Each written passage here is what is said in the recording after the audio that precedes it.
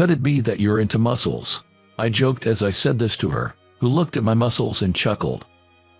Injured and hospitalized, I still couldn't change clothes by myself and had the assistance of the nurse in charge.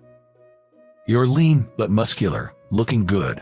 I was fluttered by her compliment and I said, watch this, attempting to flex my pecs, but it hurt and I couldn't move them, ending up being laughed at instead. Years later, I would meet the nurse who humored my playful act. My name is Kevin, 29 years old. I work as an architectural designer. Originally from a rural area, perhaps because I was used to the peace there, when I first moved to the city, I was overwhelmed by the crowds and felt out of place, but recently, I've felt more at home. In rural areas, having a car is essential, but in the city, it's often easier and more convenient to walk or take the bus. No worries about parking. My current job is about a 20-minute walk from my apartment. It's a bit of a distance, but considering I have a desk job, the walk serves as good exercise. One evening after work, just 5 minutes into my walk, I was suddenly caught in a downpour. The rain quickly intensified, so I headed to a nearby convenience store to buy an umbrella. As soon as I arrived, it began pouring cats and dogs. I was about to leave the store with my new umbrella when I bumped into someone rushing in to avoid the rain. "Oh, I'm sorry," I blurted out without thinking. However, the rough-looking man who bumped into me headed into the store, clicking his tongue. He's the one who bumped into me, but he sure has an attitude. Just then, our eyes met, and he gave me a hard stare. As I was about to continue on my way, the man said, "Wait a minute, Kevin. Do I know this rough-looking guy?" I couldn't remember him. "It's me, Bob. Don't you remember? We were in the same class in middle school." Hearing this, a faint memory returned. "Oh, Bob, right. I didn't recognize you," I said with an awkward smile. With his nearly blonde hair, clunky necklaces, and sloppy shirt, he looked nothing like the studious guy from our school days. Bob, with a delighted face, said, "Hey, long time no see, Kevin. You living around here now?" "Jay, working and living here. This is the first time I've run into someone I know around here." I couldn't help but smile, genuinely surprised. "But Kevin, you haven't changed a bit. That plain outfit, I noticed you right away." He pointed at my clothes and laughed. "Wait, plain?"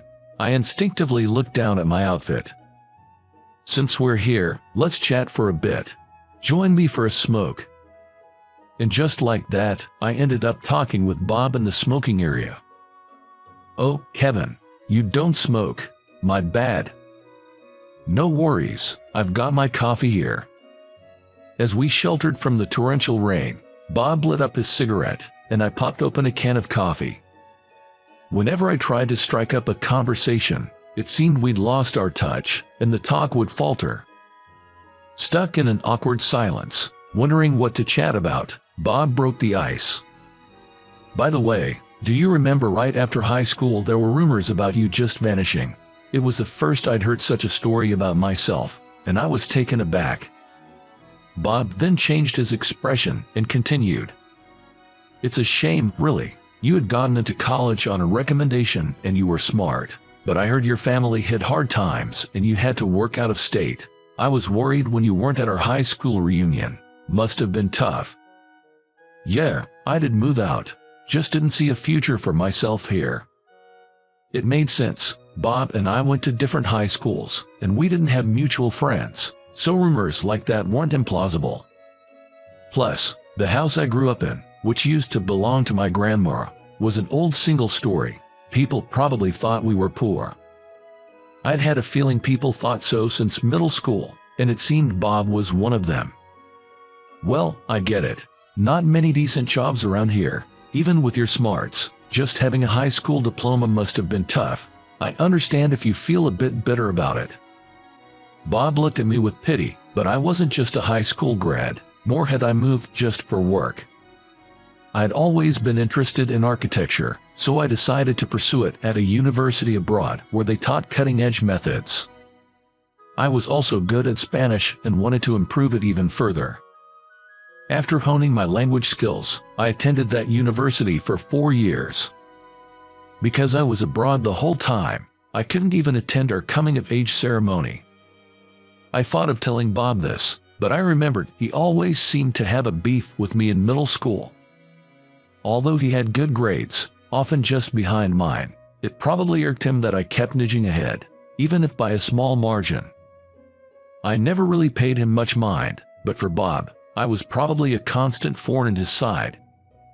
If he learned I'd been studying abroad, knowing Bob, he might just get jealous and bitter again. I didn't want to pour cold water on our reunion. Before I knew it, our conversation had veered off course. By the way, Kevin, are you married yet? Nah, still single. Actually, don't even have a girlfriend right now. I was worried he might tease me, but Bob's face brightened up. Well, look at you, still lonely. Hey, I often organize a party. I'll invite you next time. I can easily round up some cute girls. Let's swap numbers, Bob said, offering his cell phone. I wasn't too keen, but turning him down felt wrong, so I exchanged numbers. That's how, after more than a decade, my friendship with Bob resumed. I often felt like I was just making up the numbers, but Bob would frequently check in and invite me to mixers. The other guys invited were all easygoing, and I was mostly the wingman. I might not always keep up with their energy, but I didn't mind these events. I was content just listening. Then, on one of those mixers. Sorry, Kevin. 2 guys canceled for tonight. I arrived at the bar early, and Bob made an apologetic gesture. Now with a 2-on-4 situation, I wondered how the night would pan out. Soon after, the girls arrived. Sorry we kept you waiting, Bob. We've told everyone it's 2-on-4. Let's just have fun and treat it like a dinner party. Don't worry about it, just eat and drink, the organizer from the girls' side suggested, and the other 3 women all nodded in agreement. All of today's members are said to be nurses. I'm impressed that Bob always managed to organize it so that every woman who came was always beautiful or super cute. Even today, I think there are some pretty ladies around. Glancing at them, one girl catches my eye immediately. It's not just that she's my type, she's exceptionally cute. Sure, there have been many beautiful girls before, but none that have caught my attention like this one. However, I feel like I've seen her somewhere before. While I'm wondering if it's just my imagination, introductions suddenly start. Bob and I go first. We simply share our names, ages, and mention that we were middle school buddies. The women's introductions go similarly, but when I hear the name of the girl I've been curious about, it jogs my memory. Amanda. Wait, could she be? I think that, but I can't be sure. Although curious. It's a common name, but she does look familiar. While thinking all this, I end up just listening and occasionally glancing at her without initiating any conversation. Even though there are only 2 men, including Bob, I, not being much of a talker, find it hard to start conversations. Thankfully, the ladies initiate topics, and one of them seems to be good friends with Bob, keeping everyone laughing and entertained. I join in the laughter and nod in agreement from time to time. However, with no other men around today, my quietness is quite noticeable. Man, this guy is always so quiet and boring. Even back in middle school, he'd just study all the time. He's always been a quiet, dark sort of guy. A tipsy Bob says, laughing and poking fun at me. Really? Well, he's still better than you. The lead woman snaps back at Bob, making everyone laugh. But a drunk Bob, getting carried away, begins to blabber on about me. You know, this guy lived in a super rundown house. You know those old-fashioned bungalows? Seriously, it really was poor. I wonder how he lived there. He was smart, but because of his family's financial situation, He went to work right after high school. Didn't even show up for our graduation. I was worried. But then, I ran into him the other day. Bob spoke of me in a mocking manner, enjoying every bit. I could have chimed in and said, no, that's not true, but honestly, telling the truth in this situation might have upset the drunken Bob even more. So, I just played it cool with a polite smile and let Bob carry on with his story. I always thought it was a waste. His grades were almost at my level. Well, my family had money, so I went to a prestigious university. In the end, I've done better. I'm the star player at my company, on the fast track to success. Just being a grad from a famous university has its perks. Haha. Bob kept on, each comment more belittling than the last, clearly too drunk. Enough already. Just thinking about it makes me feel pathetic for not speaking up, but when someone's as drunk as Bob is now, it's hard to handle him. Still, Bob seems to be in quite a playful and mischievous mood today. Exasperated, I decided to excuse myself saying, I'll be right back, need to use the restroom, and left my seat. Bob's being such a handful today. On my way out of the restroom, I bumped into a lady named Amanda who was telling the waitress, sorry, can I add 2 more of those to my order, please? Oh, hello there. She noticed me, smiled warmly and said, hey. I tried to reply casually, but ended up being awkward about it. Seeing my reaction, Amanda chuckled. Hey, Kevin, do you remember me? We met a few years ago. Amanda looked at me as if testing my memory. I thought so. You look familiar, and when I heard your name, it rang a bell, but I couldn't place it right away. Thank you for everything back then.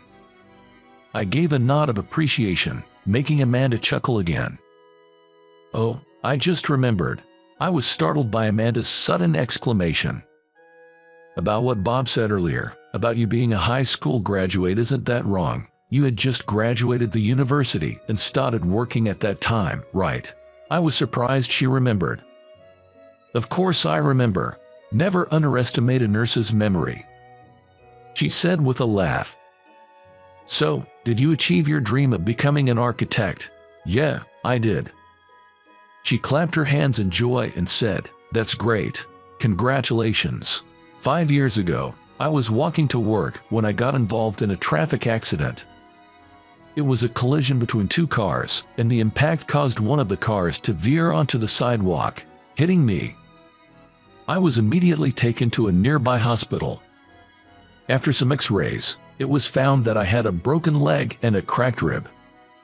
Though I had hit my head pretty hard and was out for a while, I made a steady recovery. After a leg surgery and some rehab, I was good as new. Amanda was the nurse who looked after me during that time. Even behind a mask, she was undeniably beautiful. The first time I saw her, for a brief moment, the pain seemed to vanish. Of course, that's an exaggeration, but she was so kind to me that I thought she was like an angel. Being a nurse, it might be expected of her to be kind to patients. However, when she would say things like you're getting better little by little, and cheerfully engage me, or make small talk during 4 changes or blood draws, those moments, brief as they were, brought joy to my otherwise monotonous hospital stay. Time to get changed, Kevin, said Amanda, appearing with a fresh set of clothes. It's still hard for you to do it alone, so I'll help you out. She gently wiped my body with a towel and assisted me in changing. Then, Amanda giggled and said, you know, what is it? Not sure what was amusing. I found myself laughing along. You have some impressive muscles, she remarked, laughing softly. Oh, these, well, I do go to the gym. I've always been skinny, and given my job, people tend to see me as frail, so I wanted to appear a bit stronger. It was one of the rare moments someone complimented my physique, and it made me feel proud. Oh, really? What's your job that people see you as frail? Still chuckling, Amanda asked. I'm an architectural designer, still a rookie though. I had just started working after graduating when I got into this accident. I can't wait to get back and prove myself. Hearing this, Amanda said, wow, that's amazing. You have to keep pushing then. Looking at her laughing joyfully, I playfully asked, do you have a thing for muscles by any chance? lean but muscular, is quite attractive," she replied with a shy smile. "See, check this out," I said, attempting to show off, but I have completely forgotten about my cracked rib. "Ouch. Guess I overdid it," I grimaced in pain, placing a gentle hand on my rib. Amanda laughed and said, "You shouldn't push yourself too hard." Though it was a short interaction, I really enjoyed our conversation. "You've come a long way. Keep up with the rehab and let's work hard," she said, before moving on to her other tasks. After that day, Amanda wasn't my attending nurse anymore. I heard she was transferred to another department due to staffing shortages. I wished I could have gotten closer to Amanda, thinking that as I went through my remaining days in the hospital. Eager to get discharged and get back to work, I was working hard on my physical therapy. While moving from my room to the rehab room, I kept aimlessly wandering around hoping to bump into her. Hoping by chance to see Amanda, but never did. Yet, whenever I remembered Amanda complimenting my muscles, I felt motivated, not just with the usual therapy, but in my room. I secretly worked out, ensuring my arms wouldn't lose strength until my discharge. In the end, I never saw Amanda after that day and buried my feelings for her. But now, 5 years later, those feelings were awakened. "You still look so fit." Maybe Amanda was a bit tipsy as she laughed, touching my biceps. "When I heard your name today, it sounded familiar, but couldn't quite place it. Back then, you had so many bruises on your face and brown hair, right? Now it's black, and you seem more gentlemanly." Then I remembered the slim yet muscular guy. With that, Amanda showed her brightest smile of the day. As our conversation drew to a close, she said, "Let's get back to our seats," and we returned together. "Hey, where have you been? You took forever." It seemed like Bob, maybe even more drunk than before, was swaying with glazed eyes. From the looks of it, the other women were slightly put off, perhaps tired of his constant complaints and bragging. "Kevin is so darn slow." Bob seemed about to go off on another tangent, but Amanda quickly started a conversation with me. "By the way, Kevin, do you also design places like this?" What kind of design? What are you guys talking about?" The others, now curious, all turned to look at me. "Yeah, sometimes I do." "So you've become a full-fledged professional," Amanda said with a pleased expression. "Wait, Amanda, how do you know that? What do you do for a living, Kevin?" As everyone started asking questions, Amanda jumped in. "He's an architectural designer." Immediately, the other women began bombarding me with questions. What projects I was working on, which buildings I'd been involved with, which company I was working for, and I answered each in turn. When I glanced at Bob, his drunkenness seemed to have completely worn off, and he sat there, mouth agape, frozen in shock. Well, that's expected. To think that the guy he deemed beneath him was actually working at a major architectural firm. Conversations also touched upon college, and Bob found out that I had studied abroad. Despite his earlier boisterousness, Bob was so shocked he couldn't find his words. After a while, one of the women said, "By the way, haven't you guys noticed? Kevin's muscles are amazing." Really? I was a bit curious about that too. The atmosphere got livelier. "Didn't you say you could flex your chest muscles?" Amanda exclaimed. "Oh, I want to see. And let me touch it too." Everyone was eager, and when they saw the twitching motion, all the women, including Amanda, cheered with joy. Suddenly, I was the center of attention, while Bob was left out, looking sulky. It was the first time I had ever been in the spotlight like this, and honestly, it felt great. As we were about to leave, the female organizer said, "Can we get the check, please?" to the waiter. However, the waiter smiled and replied, "It's already been taken care of."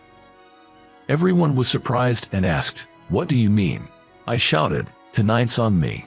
Although I do think it's simple-minded of me to be pleased by the attention, it was the most fun gathering I've had, so I generously paid in advance.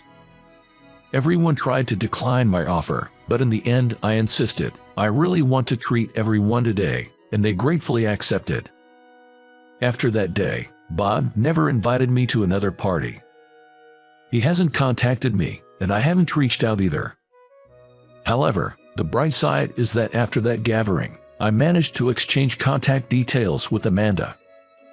Amanda was cute back then, but she's even more adorable now. With newfound confidence in her nursing career, she looked even more radiant. On our second date, I thought it might be too soon but said, "I want you to be my girlfriend." Fortunately, she said yes. Given that both Amanda and I were considering marriage, things progressed smoothly, and we're set to tie the knot as we approach our 30s. That day, when I randomly met Bob, I honestly found it a bit of a hassle, but if I hadn't met him, I might never have reconnected with Amanda.